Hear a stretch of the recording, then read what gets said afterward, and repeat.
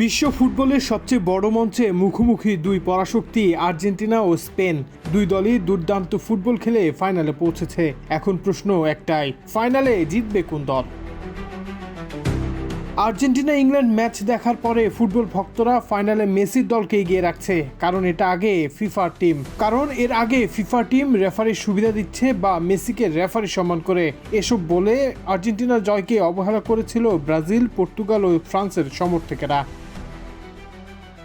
কিন্তু ইংল্যান্ড ম্যাচে আলবিসেলেস্তেরা অনবদ্য নৈপুণ্য তাদের মুখ বন্ধ করে দিয়েছে। কিছু কি বলার আছে?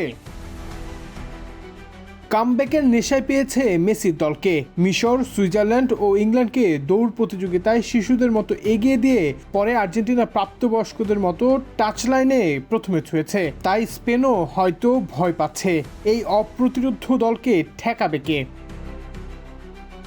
পক্ষান্তরে স্পেনের সবচেয়ে বড় শক্তি হলো বলের দখল, শৃঙ্খলাবদ্ধ রক্ষণ এবং শক্তিশালী মিডফিল্ড। তারা মাঠের গতি নিয়ন্ত্রণ করতে পারে এবং প্রতিপক্ষকে ভুল করতে বাধ্য করে।